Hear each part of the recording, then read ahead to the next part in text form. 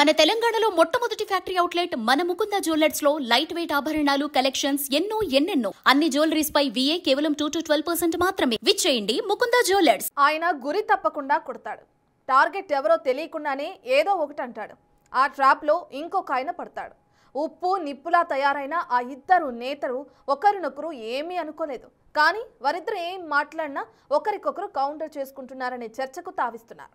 ఇంతకీ ఎవరా నేతలు? ఆధిపత్య పోరులో వారిద్దరి మాటలు ఎలా దుమ్మురేపుతున్నాయి?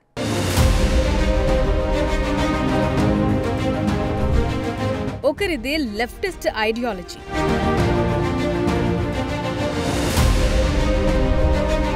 మరొకరిది కట్టర్ హిందుత్వవాదం.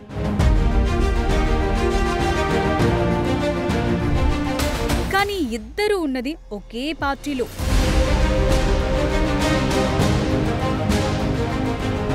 ఈపాటికే మీకు అర్థమై ఉండాలి, మనం మాట్లాడుకునేది బీజేపీ నేతలు ఈటెల రాజేందర్, బండి సంజయ్ గురించి అని. ఈ ఇద్దరు కూడా కమలం పార్టీలో కీలకంగా ఉన్నారు. ఒకరు కేంద్ర మంత్రిగా, మరొకరు ఎంపీగా ఉన్నారు. అది కూడా ఒకే జిల్లాకు చెందిన నేతలు కావటం ఈ డిష్యం కు కారణమవుతోందట.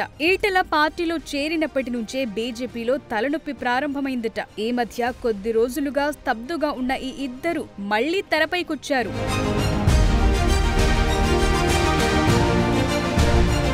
ఒకే ఊరలో రెండు కత్తులు.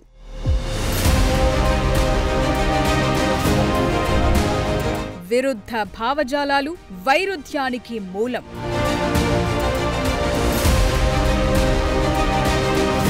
కొద్ది రోజుల క్రితం ఈటెల కులమత ప్రాతిపదికన తెలంగాణలో ఓట్లు రావాలంటూ మీడియా ముందు కామెంట్ చేశాడు. ఆయన జనరల్ గా చేసిన కామెంటే అయ్యుండొచ్చు, లేదా హిందుత్వం అంటూ బీజేపీని మిగతా వర్గానికి దూరం చేస్తున్నారనుకునే వారికి చురకలిచ్చారని అనుకోవచ్చు. దీంతో ఇద్దరి మధ్య వివాదం మరోసారి తెరపైకొచ్చింది. తెలంగాణలో ఎప్పుడు కూడా ఈ డివిజన్ పాలిటిక్స్ తోటి అధికారం రాలేదు, గుర్తుపెట్టుకో. అరే బాధ అనిపిస్తుంది, ఇక్కడ ఏం డిబేట్ జరుగుతుంది, ప్రజలకు నువ్వేం చేసినావో అంతకుముందున్న పార్టీ ప్రభుత్వం చెప్పుకోవాలి, ఇప్పుడున్న ప్రభుత్వం ఏం చేయబోతుందో చెప్పుకోవాలి.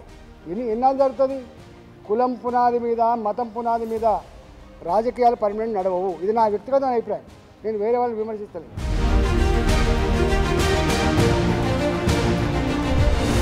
హుజూరాబాద్ వేదికగా హిందుత్వ నినాదం.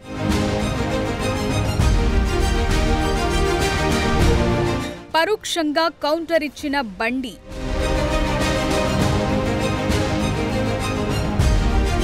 ఈటెల గతంలో ప్రాతినిధ్యం వహించిన హుజూరాబాద్ నుంచి బండి పలు సమావేశాలు నిర్వహించడం చర్చనీయాంశమవుతోందట. కొద్ది రోజుల క్రితం బండి హుజూరాబాద్ వేదికగా బూత్ లెవెల్ అధ్యక్షులు, కార్యదర్శులు, సోషల్ మీడియా కార్యకర్తల సమావేశాన్ని నిర్వహించారు. హిందుత్వమే తన శ్వాస అంటూ బండి మాట్లాడారు. 20% ఉన్నవారు ఐక్యత ప్రదర్శిస్తే లేనిది 80% హిందువులను ఐక్యం చేస్తే తప్పేంటని ప్రశ్నించారు. తెలంగాణలో కులమతాల ప్రాతిపదికన ఓట్లు రాలవని ఈటెల మాట్లాడిన కొద్ది రోజులకే బండి సంజయ్ హుజూరాబాద్ కేంద్రంగా బీజేపీ అంతర్గత సమావేశంలో చేసిన ఈ వ్యాఖ్యలు చర్చకు తెరలేపాయి. సంజయ్ ఎవరినుద్దేశించి ఈ వ్యాఖ్యలు చేశారు అనే చర్చ నడిచింది. బండి సంజయ్ నోటు నుంచి హిందుత్వం ఆగిపోయిన రోజు నా శ్వాస ఆగిపోతుందన్న.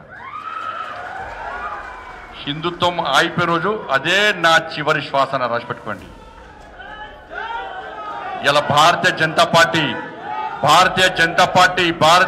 పార్టీ మూల సిద్ధాంతం హిందుత్వం. ఈ దేశంలో మత మార్పులు జరుగుతున్నాయి, హిందుత్వం మాట్లాడవద్దా? ఇవాళ కాంగ్రెస్ వాళ్ళు, బీఆర్ఎస్ వాళ్ళు, బ్రిటిష్ వాళ్ళు లెక్కనే ఇవాళ హిందువులను బానిసలుగా చూస్తుంటే ఆ బానిస బతుకుడా హిందువుల పడ చైతన్యం తీసుకొచ్చి హిందువులందరినీ ఓట్ బ్యాంక్ మార్చుడా? ఒక్కసారి ఆలోచించడానికి వాళ్ళు.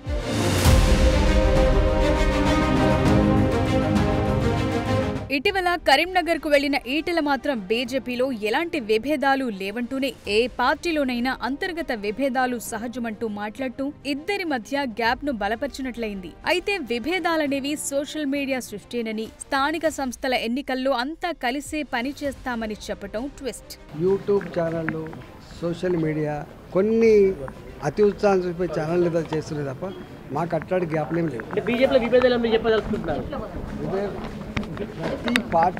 ప్రతి పార్టీలో ఇవన్నీ ఉంటాయి, కానీ ఏదో బీజేపీలో ఉన్నట్టుగా మాకే ఉన్నట్టుగా ఈ సృష్టి మంచిది కాదు. బీఆర్ఎస్ ను వీడి బీజేపీలోకి వచ్చాక ఈటెల రాష్ట్ర అధ్యక్షుడవుతాడనే ప్రచారం విస్తృతంగా జరిగింది. కానీ దాన్ని పార్టీలోని కొందరు ప్రత్యర్థులే అడ్డుకున్నారనే ప్రచారం కూడా జరిగింది. అంతర్గత ప్రత్యర్థుల పాచికపారి ఆయనకు అధ్యక్ష పీఠం దక్కకపోవడంతో ఈటెలలో డిసప్పాయింట్మెంట్ కనిపించిందట. కానీ దాన్నెక్కడా ఆయన బయటకు వెళ్లగక్కకుండానే జాగ్రత్త పడుతూ వస్తున్నారట. అయితే ఈటెల అక్కడక్కడా చేసే వ్యాఖ్యలతో ప్యూర్ హిందుత్వవాదులను మాత్రం రెచ్చగొడుతున్నారనే వాదన తాజాగా బండి వ్యాఖ్యల తరువాత వినిపిస్తోంది. మొత్తంగా ఈటెల రాజకీయ భవిష్యత్ ఇప్పుడున్న బీజేపీతో ఇలాగే కొనసాగుతుందా లేక ఇంకేవైనా భవిష్యత్తులో జరగొచ్చా తెలీదు గాని ఆయన ట్రాప్ లో మాత్రం రైట్ వింగ్ నేతలు పడిపోతూ బీజేపీలో అంతర్గత విభేదాలు తారాస్థాయికి చేరాయనేది పొలిటికల్ పండితుల మాట.